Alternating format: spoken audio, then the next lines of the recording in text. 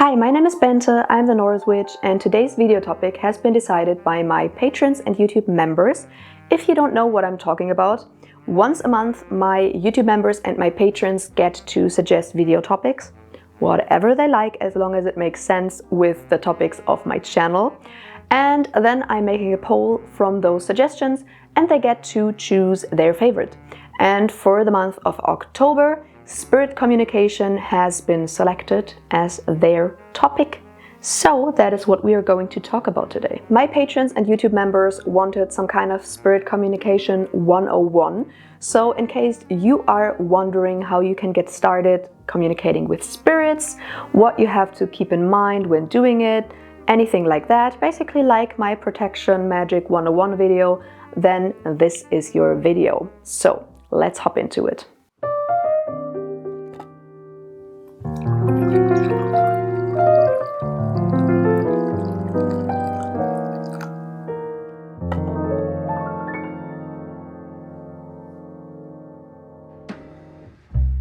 Alright, I would like to start this out with some general advice. So things to keep in mind, things to prepare beforehand, and anything like that. Before, in the end of the video, I will talk about different ways in which you can communicate with spirits. First of all, do not listen to all the fear-mongering that is out there. I kind of feel like we are sometimes in like a satanic panic 2.0, but within the witchcraft community.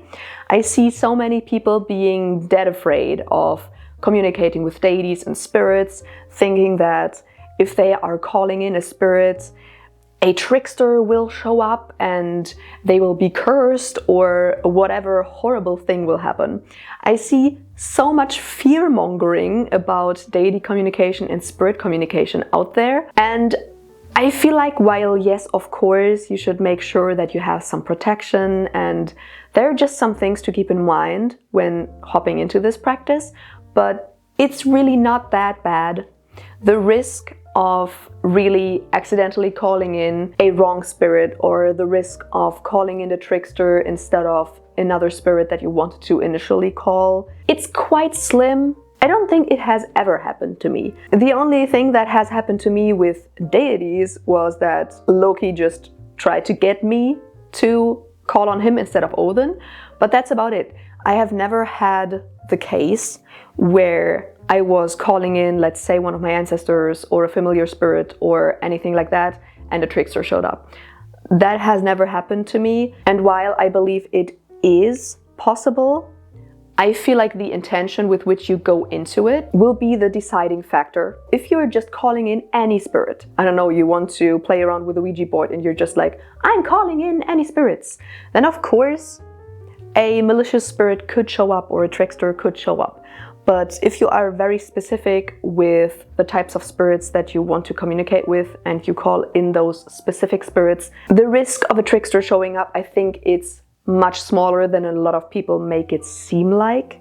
So this is my advice number one, please just don't be too afraid of it, because if you get into it being already afraid, that's not a good starting off point. Just don't let people tell you that it's such a dangerous practice.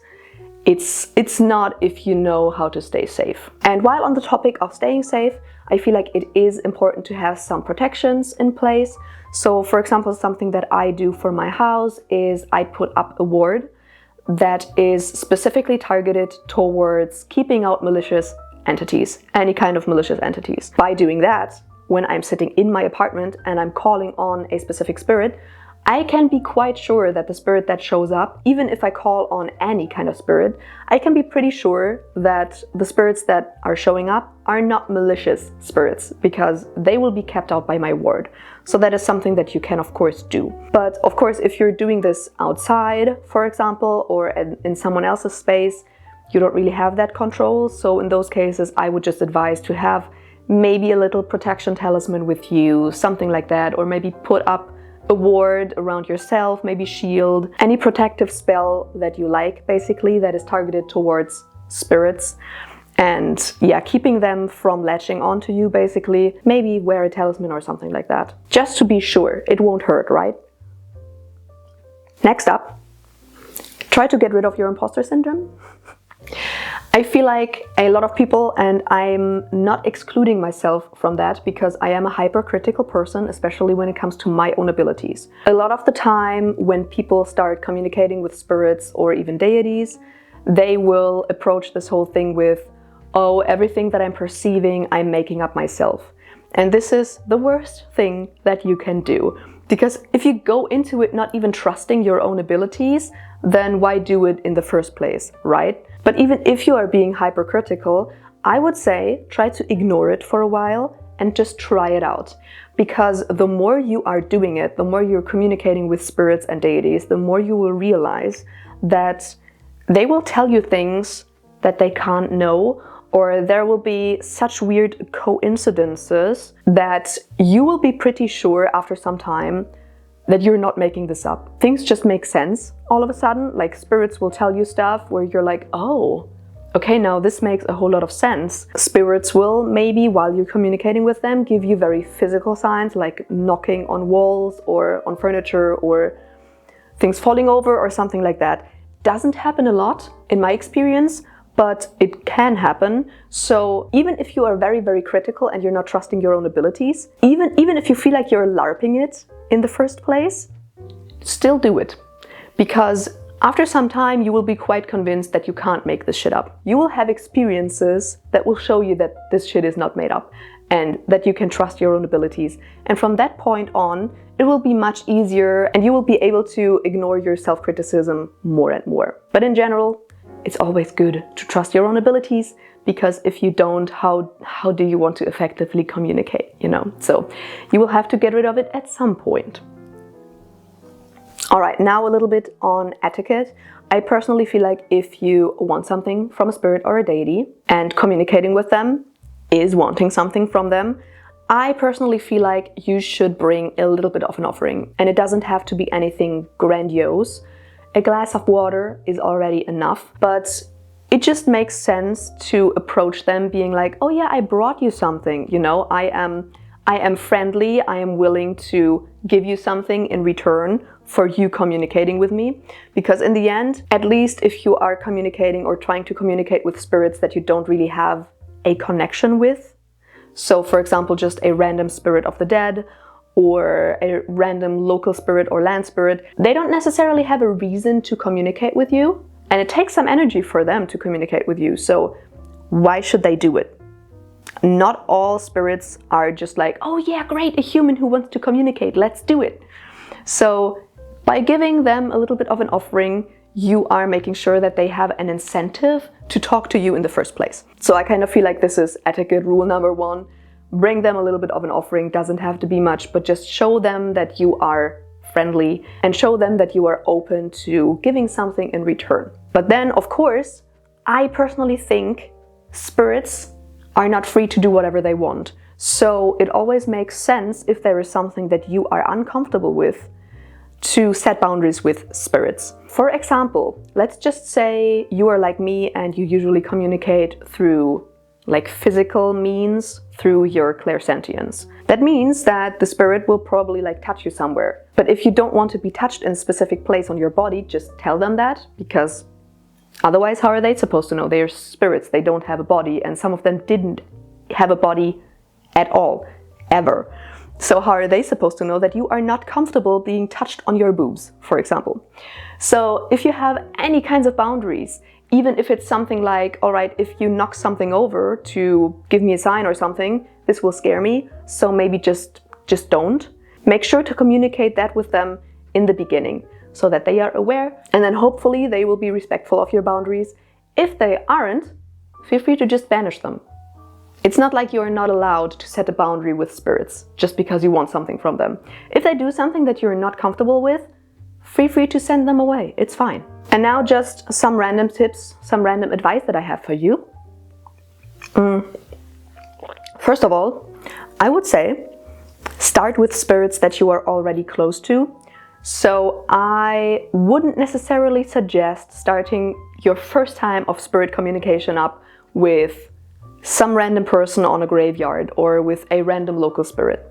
Maybe start with a spirit that you already have a connection to. So for example, a deceased family member. I personally believe that your ancestors are a perfect way to start out in spirit communication because, first of all, you most probably knew some of them personally, which is always a great start. But even if you don't know them personally, they will most probably want the best for you, so you can be pretty sure that they will not be malicious, they will not want to hurt you, so it is pretty safe. And also they will just be open to doing things for you because they are family in the end. If, let's say, your brother wanted to try something out with you, you would do it probably, right? Because it's your brother, so why wouldn't you help them out? And I feel like with your ancestors, it's the same way. They will want to help you out. So if you approach them being like, all right, I would like to communicate, but I don't really know how to do this yet. Are you open to practicing with me, for example? They will most probably do it because they want to help you out. That's how I started out with a lot of things that I just wanted to practice. I approached my ancestors and asked them for help, and they showed up every single time. So maybe if you want to start out with your ancestors first. And now, if you feel weird talking to yourself in your room, which I can totally understand, especially if you don't have an altar to approach or anything like that, you're basically just sitting in your room calling in a spirit and then starting to talk, and this can feel kind of strange. If you are a person that feels strange about that, then I would suggest having some kind of physical item in which you can, or in which the spirit can anchor itself.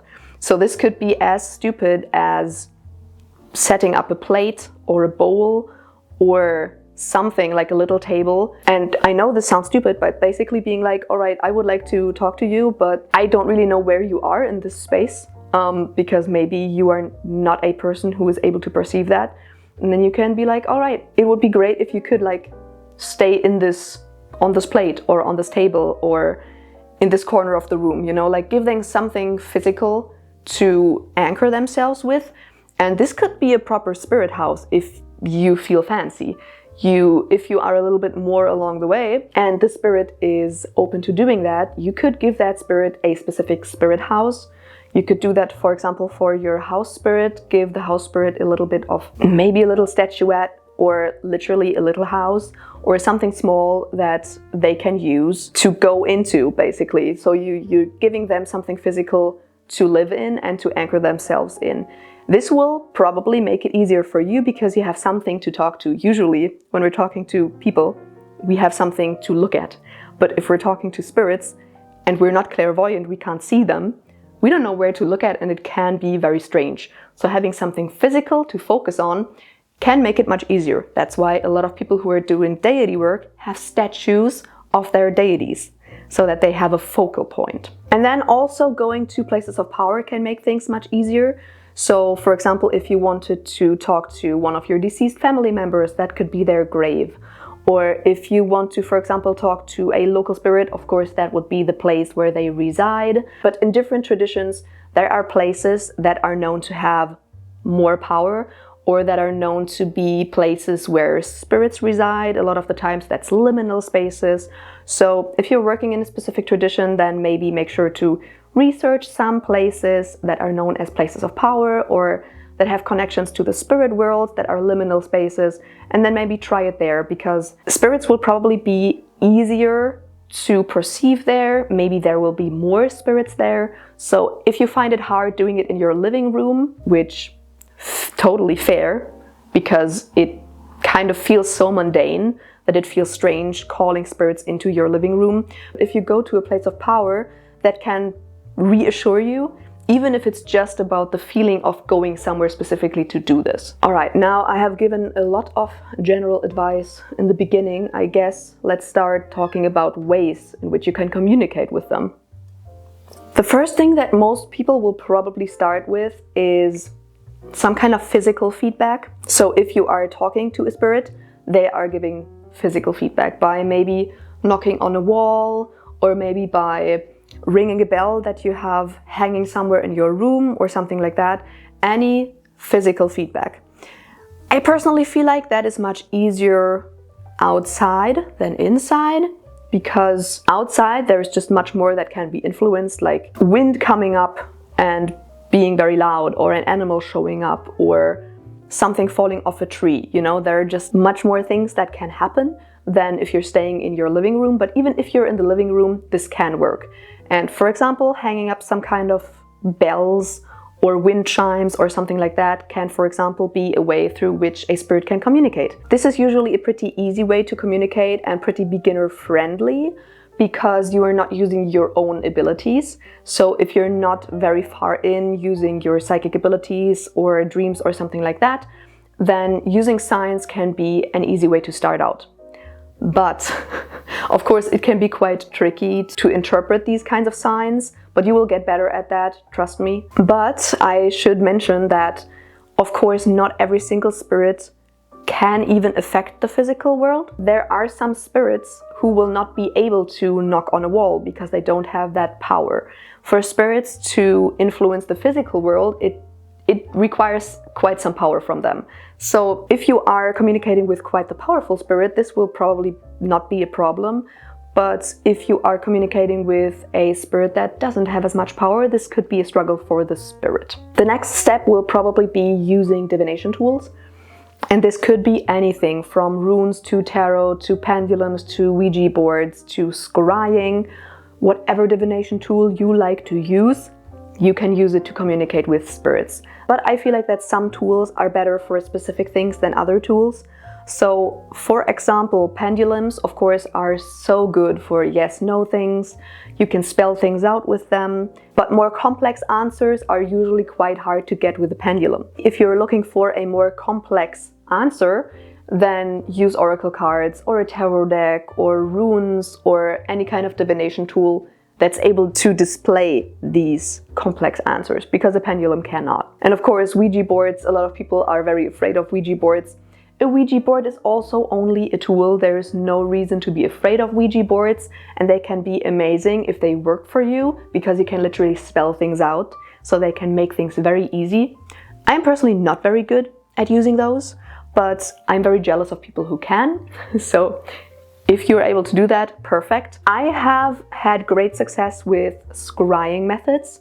For example, I have a black mirror that I like to use to communicate, but the way in which I use it basically only uses the black mirror to open up my psychic abilities. I kind of feel like it's very trance-inducing to stare at this black mirror for some time, and then afterwards it will really open up my subconscious and my psychic abilities, and then afterwards communication gets much easier. But it's not like I'm seeing images on the black mirror. Like, that's not how it works for me, but some people use a black mirror like that. So just try out different divination methods and you will probably very quickly figure out which divination tools work in which situations for you. And then of course you can go a little bit further and solely rely on your psychic abilities.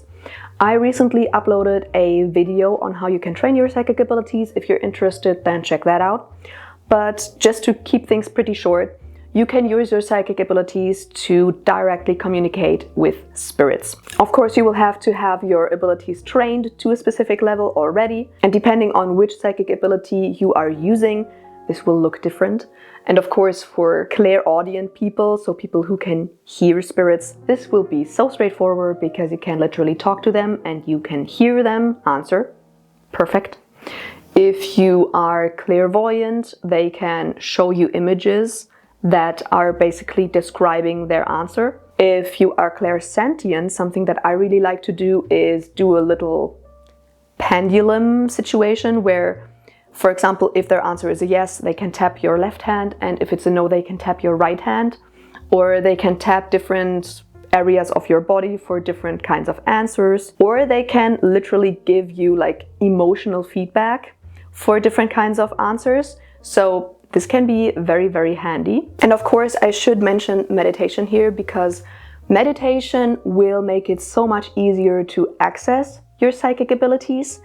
And there are also guided meditations, which will basically guide you into a light trance state in which your psychic abilities are much more open, and then it will be much easier to communicate with spirits. So if you want to use your psychic abilities directly, feel free to go into meditative state beforehand, because as I said, it will make things much easier, and there are even specific meditations that will facilitate spirit communication. And then of course there is spirit flight, which I personally really like, because instead of having the spirit communicate with you in this world, you are basically diving into their world to directly communicate with them there. But of course that requires you to be able to go into a trance state and then to enter this other world.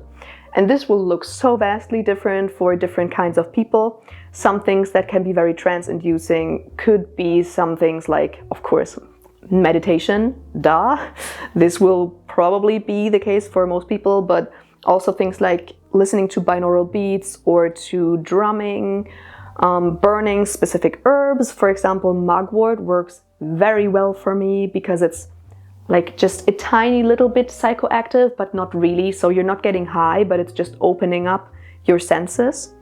But also things like looking at a candle flame or something like that can be quite trance-inducing, as can be specific movements. So I like, for example, swaying like this or like this. Some people can get into a trance very easily by dancing, for example. So there are a lot of different things that you can try to see what makes it easier for you to get into a trance, so that then you can go into spirit flight or astral projection, however you want to call it. And from there, it's basically very easy. You just need some kind of anchoring point from which you start.